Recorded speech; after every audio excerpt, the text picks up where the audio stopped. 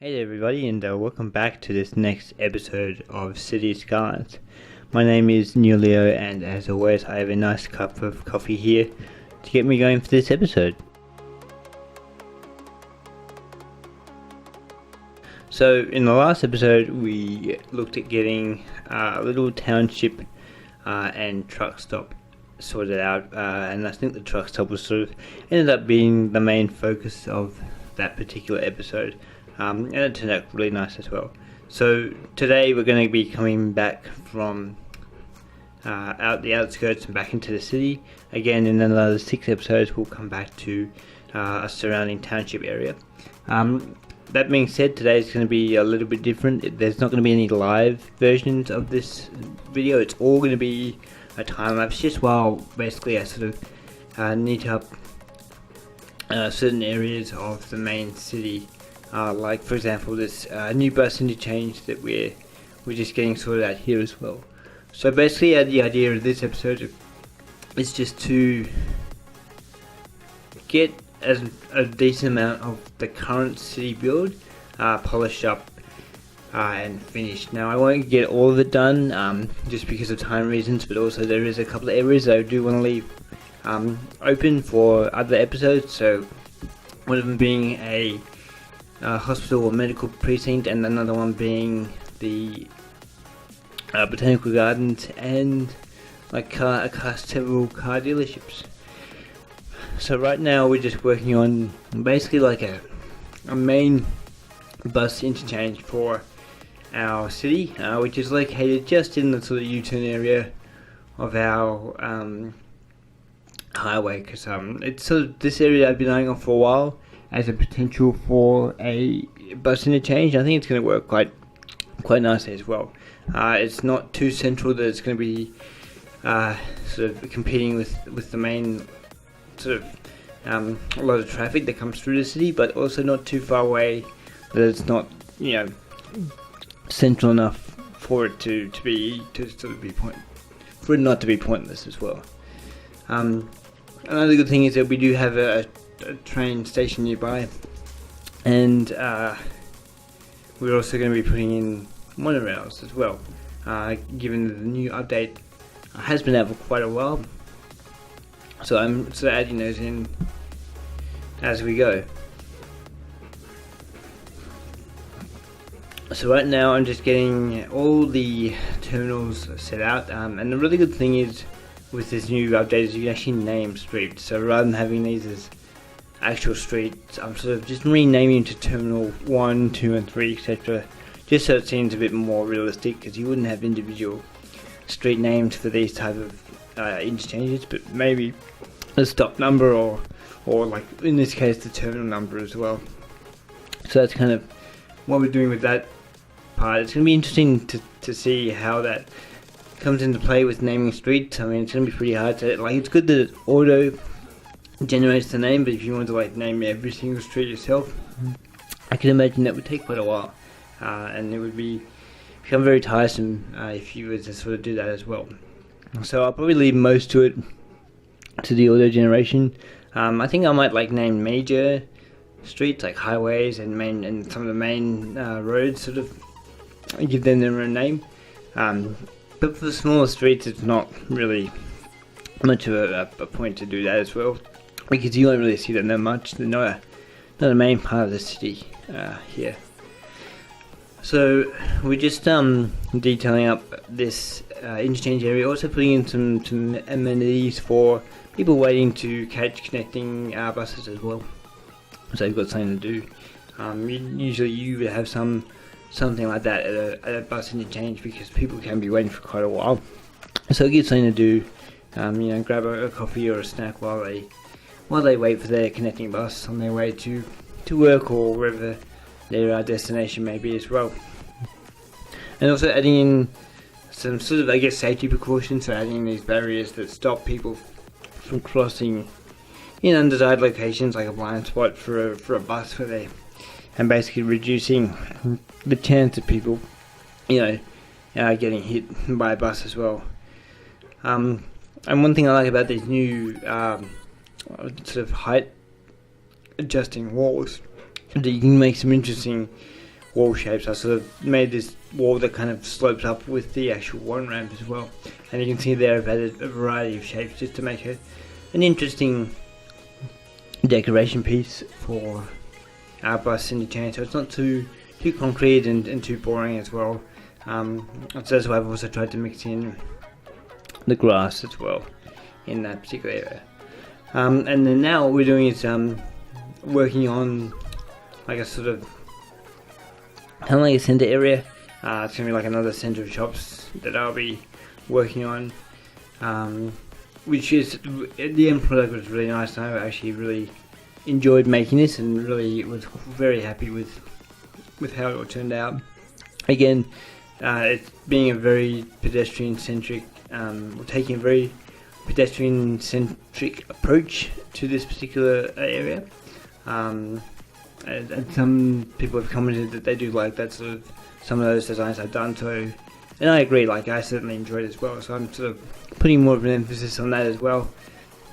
Again, with but still not like leaving out street design and stuff like that, but I think it's just something that over the episodes has kind of been that sort of thing that I naturally gravitate towards as well. So that's good. So this is basically like a kind of like a warped triangle shape area that I thought would be good to have a small set of shops, because it is in the middle of a lot of residential area, so we want to try and give people decent access to these shops as well, rather than having to go all the way into the city to buy, groceries and stuff like that as well. So here we're just getting the basic setup, getting all the buildings in, cafes and then all that sort of stuff as well. So it's basically just going to be mostly detailing this part up, so I'll let this run, and we'll come back when it's just about finished and before we head on to the next area.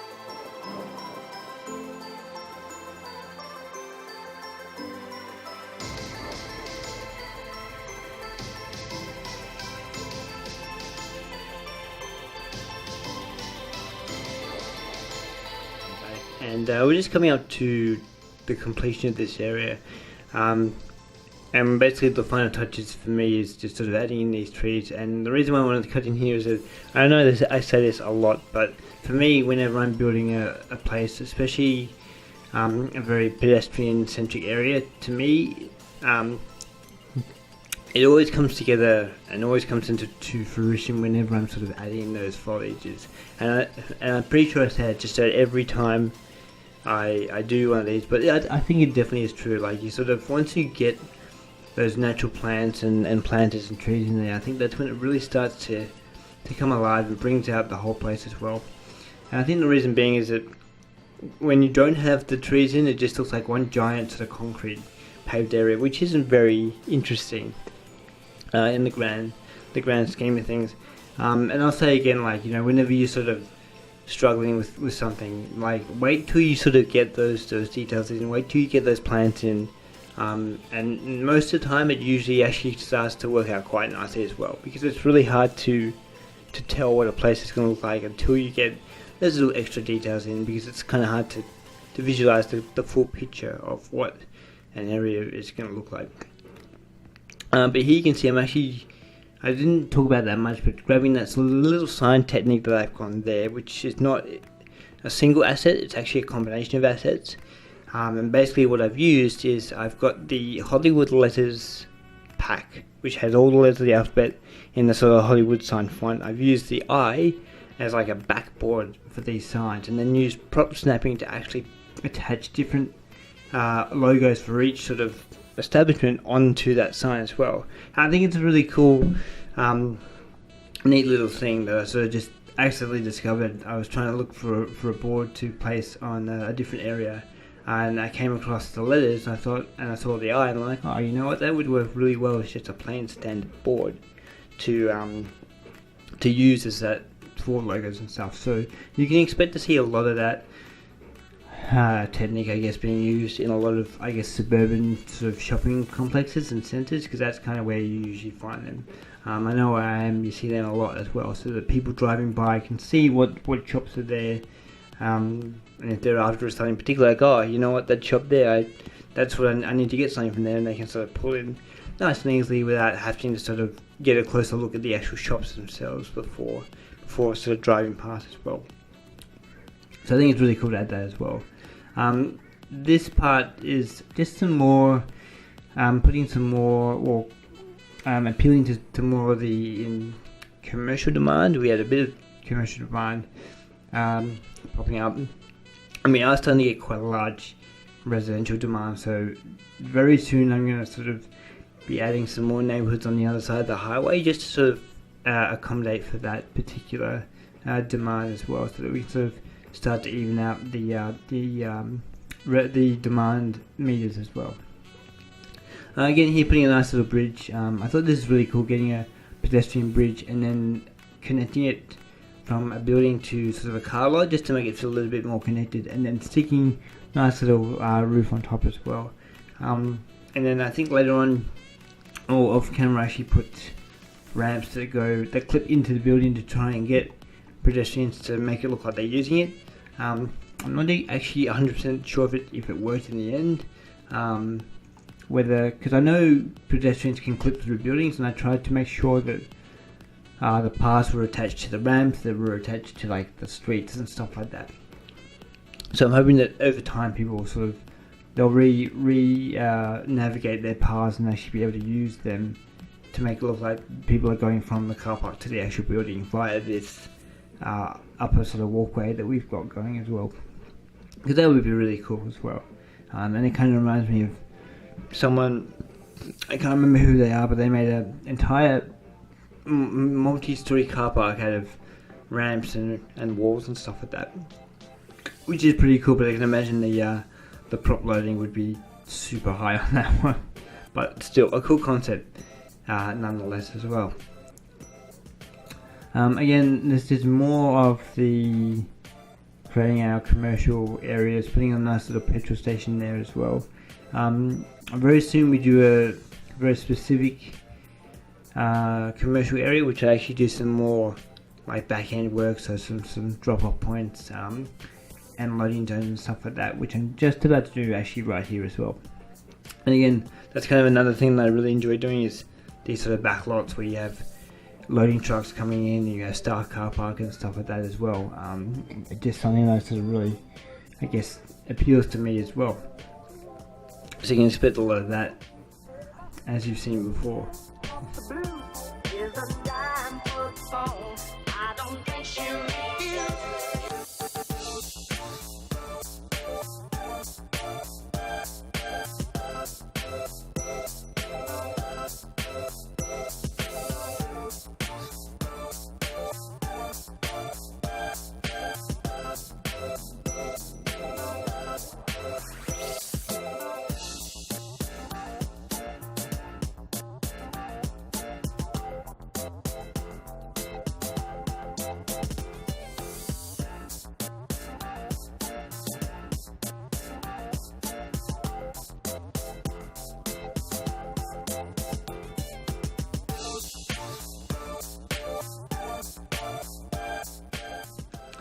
So here you can see we're starting to develop this back area.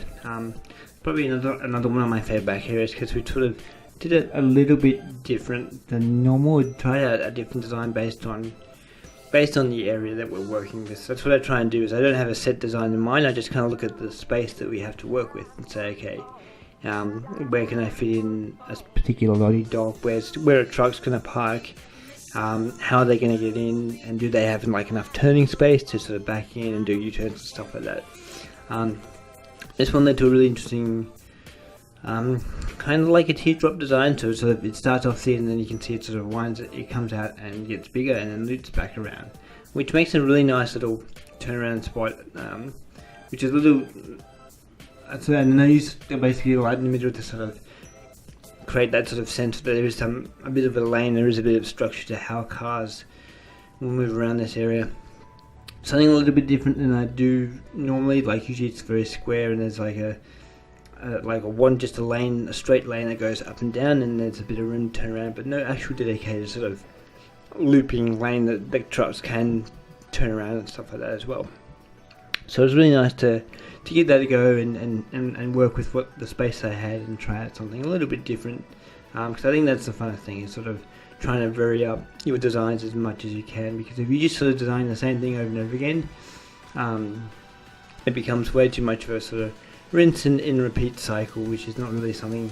It doesn't make the game enjoyable, and even from, I guess, an entertainment perspective for you guys, like you don't want to see the same, industrial back end design over and over again. So I try to sort of really change it up, but this worked out really well. And again, those decals just make, like, once you get those decals in, especially with that puddle water that I had there, just really, again, brings out the whole area quite nicely. Makes it look nice and dirty and gritty and what you would expect to find, and so it makes it look a lot more realistic as well, which is cool.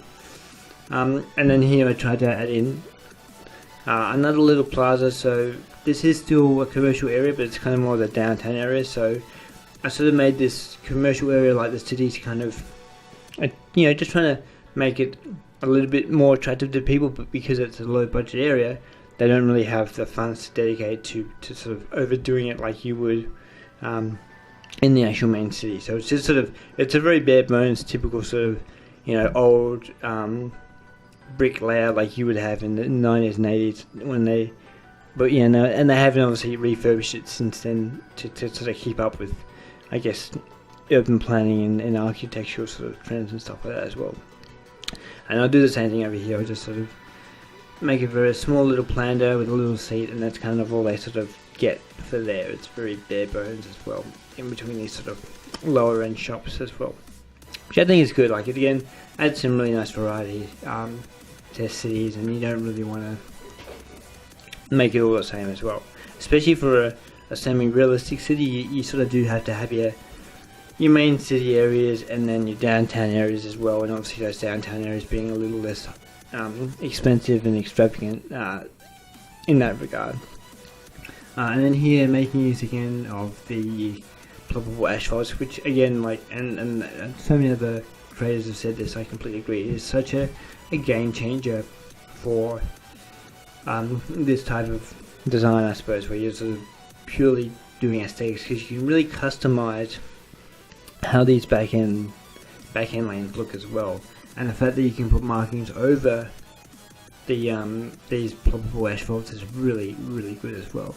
Because before, a lot of mods, they'd kind of clip, and the decals would be fighting each other to sort of get on top of. Oh, just see my microphone. They'd be fighting each other to get on top of one another to sort of be visible to the player.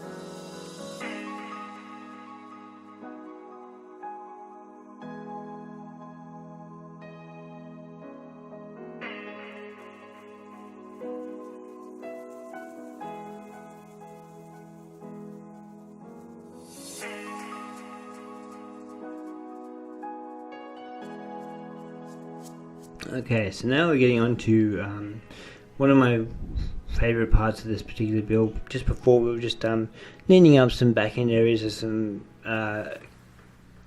residential areas, copying some designs I'd done previously, but this one is a nice sort of like an apartment, set of apartment blocks, and I really liked the design that I ended up coming up with for this particular building, and I think that was largely due to the sort of the non-uniform nature of the area that I was working with, and you can see I've sort of done that a lot in this series. It's just working with what I have and trying not to redesign too much of the roads. I think that's where the creativity really comes out, because you're sort of working with these non-traditional, you're not really working with much with a grid. It's kind of grid-like, but it's not like, it's strictly a square type sort of grid, if that makes sense. And I think that's what really makes it interesting to come up with these solutions for, like design solutions for areas for people to use, and how you can make it fit the area that you've got and that you're using as well. So that's why this one was quite fun. It was a little challenging, but the end result turned out really nice as well. So basically I've just set up all these planters, these sort of grass planters, and sticking in the trees to get a feel for what it's going to look like and what I want to do next with it as well, and just making this a very nice space for people to come and sit and relax and enjoy the area as well. And I quite like this little area here. It's sort of like we've used the planters to create a little grass area and then use those seats to let people sit, and every time I look at it I instantly think of a pizza slice, or a very big pizza slice. I don't know why, but that's what it looks like to me. And then it's just kind of fixing up and filling in spaces with trees. I didn't fill in that corner with all the planters, because when you put the trees in, you're not really going to see it, and I kind of want to really think about the sort of the economy of the props I'm using, and making sure that I'm not going to overload the city too quick and make it become impossible to play, because I have noticed that there is a little bit of slowdown here and there, so I'm sort of being mindful of that and trying to sort of kind of cut corners, I guess, but in the sense that it still looks good. It's just sort of, I guess, not cutting corners, but being more efficient with the memory and assets that we've got here.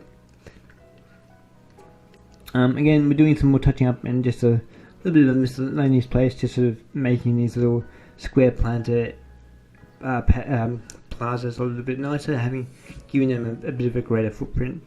And then we get on to what I was kind of looking forward to, which was the use of the mass transit DLC and using the monorails to give our citizens more of an easy inner city transport option. So it is just going to be a small inner city loop. I don't intend to sort of overdo it and put, and use monorails as like a train line and have them going everywhere in the city. It's just going to be an inner city service as well. And the really good thing is that straight away, which I wasn't really doubting, but the road anarchy works immediately with the monorail, so rather than having to use the upgrade tool for the roads, because if you try and veer off it kind of seems to snap at a right angle from what I've seen from other playthrough videos. I mean, I haven't tried it myself, but it just allows me to sort of make these gentler curves and sort of make it feel a bit more realistic than having really sharp turns on the roads. So I quite like that as well. It does mean that I had to change a lot of the lighting on the roads, because you can see that there's avenue lights in the middle, so I had to go back and sort of downgrade and upgrade to sort of make sure that those lights weren't sort of clipping through the monorail when it was ready. And then here I thought it'd be nice just to kind of run it alongside the key along with the other train before it comes back into the city, and then have it run right alongside, like eye level with the first sort of outdoor pergola on that building. I thought it'd be really cool to have the train to go past there, so that people in the office would sort of see this very silent monorail just kind of slide past their office window, which I thought would be really cool. Could be distracting for workers maybe, but it would look cool nonetheless as well.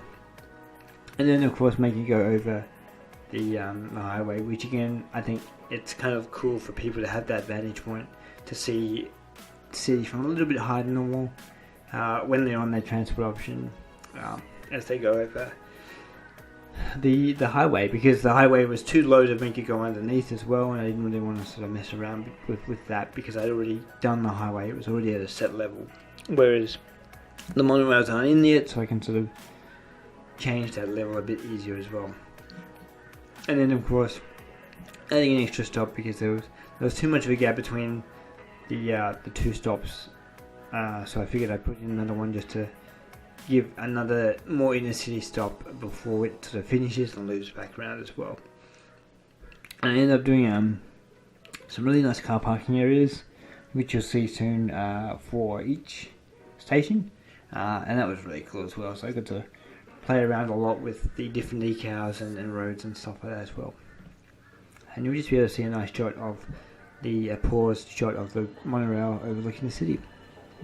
So here is where we get on to the sort of parking options, a little parking or drop-off area for people wanting to catch our monorail.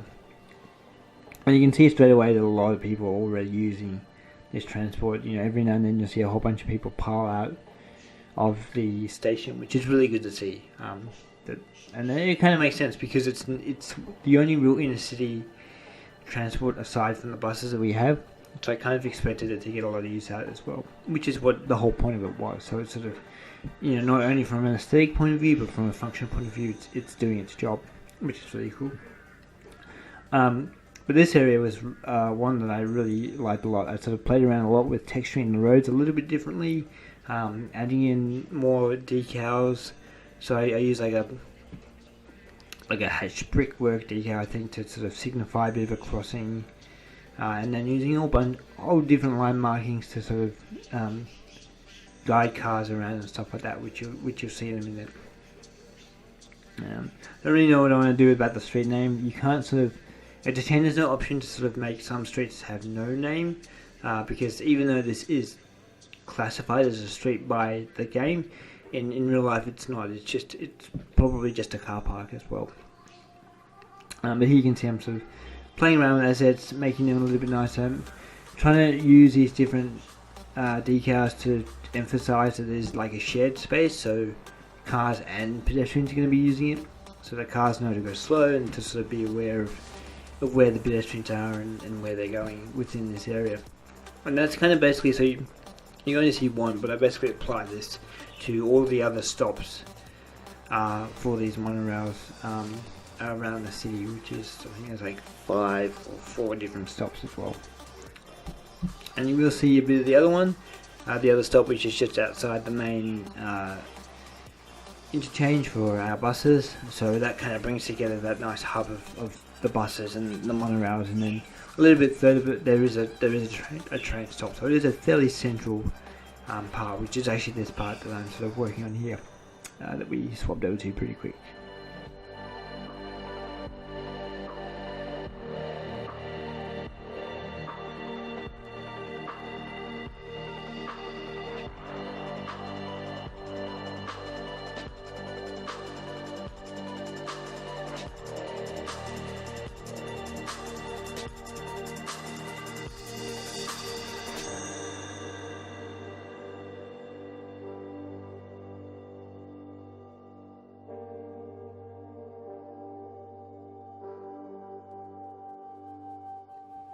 So you can get an idea of what it looks like. You can see the bus interchange just down the bottom, and then the monorail stop just up the top.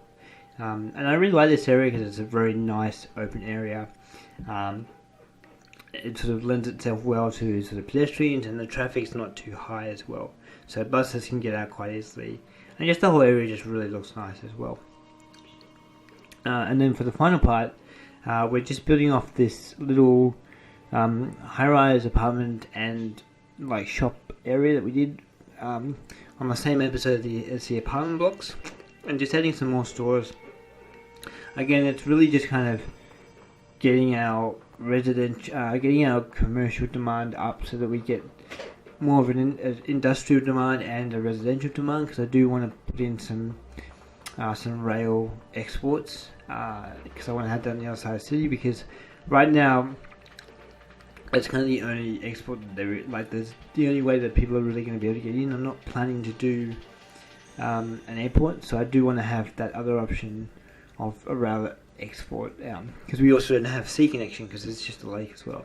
So that's kind of what I want to try and get my commercial up nice and high, so that there's a greater demand for goods to sell, so that then we can really hone in on an export import complex, and then sort of drive that with like a rail yard and the rail import and export as well.